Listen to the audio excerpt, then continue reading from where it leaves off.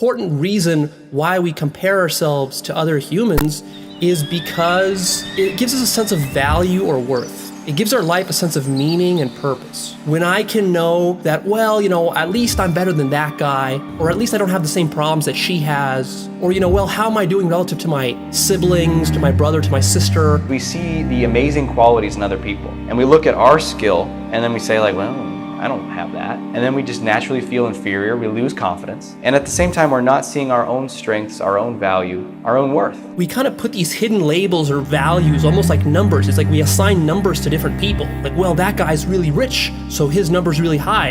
And I'm not as rich as him, so my number's a little bit lower. Another reason why we compare ourselves to others is because we're always afraid in the back of our mind of being labeled weird, not normal. Another reason we compare ourselves to others is some people do it for motivation. Competition's a good thing. Competition fuels me. I like to compete with people in the office. I like to compete with people in business. Gives me a sense of thrill, and it kind of puts me on my edge, and that's how I know that I'm doing good, when I'm beating competitors. Another reason that we compare ourselves to others is flat out envy, which is really like a feeling of lack, this deep feeling of lack. It's like you see that someone has something that you want, whether it's their physical appearance or their intelligence.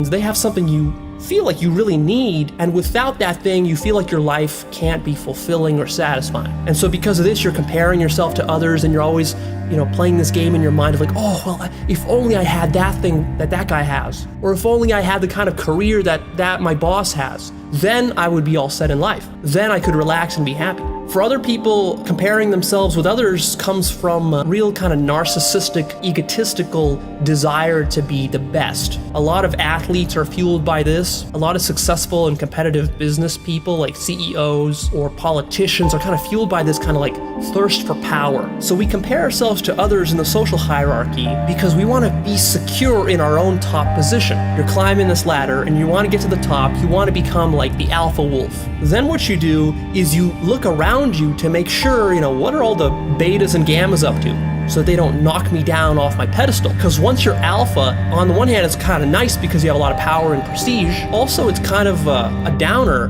because the only place to go from number 1 is down to number 2 and below. So you're always kind of like looking over your shoulder, and you're always insecure in the back of your mind, and you're trying to maintain that top position, and therefore you tell yourself, well, I have to compare. I mean, if I don't compare myself, then one of these betas, one day they'll rise up and they'll overthrow me. The reality is that most comparing is actually neurotic, and it robs you of joy and satisfaction in your life, and it wastes a lot of your time and energy dispersing it rather than focusing it on the things you really need to be doing in your life. How do we shift this? We gotta love the part that's hurting. Because what we do is we try to get better. Desire to get better and to grow is a beautiful thing, but when it's coming from that, like, I suck, so I should get better, so I'm good enough, it's like a never-ending battle. We're not really solving the problem, we're just trying to put a band-aid over it. We've got to solve the problem at the root, which is we got to love ourselves. We can find our own strengths, but before we do, we got to find the wound in there that's like, I'm not enough, I'm not lovable. Because that's what the conclusion is, and that's the part that needs healing. What we need to do is we need to slow down, and okay, I'm comparing myself to someone. That should be like a signal. The best way to do that is to be like, okay, I'm feeling less than right now, I'm not loving myself right now. Where do I feel that like self-criticism? Whenever we're criticizing ourselves, you'll feel it in your body. Oftentimes it's in your heart, it's squeezing, it's burning, and sometimes it's in your stomach. You want to slow down and breathe and just bring your attention to your stomach or to your heart, wherever you feel it, and send it love. And you want to be with it for a few minutes. You don't want to try to solve it. You want to give it some empathy, you want to give yourself some love. You want to stop the comparing and just really focus, get out of your head and focus on the sensations. And then after you've done that, you want to look at, what makes me me. You don't need to be the best at anything. You're not going to be the best at it. You want to just find what makes me me. Maybe I can make people laugh. Maybe I have a really kind heart. Maybe I love animals. Maybe I am decent at the guitar. Maybe I have a decent voice. Whatever it is, but you want to just start giving yourself some credit for who you are. You don't need to be the best in order to get love, be successful, make money, have an awesome life, have friends, find a wife, have a family. You don't need to be the best to do any of that. You just need to be you.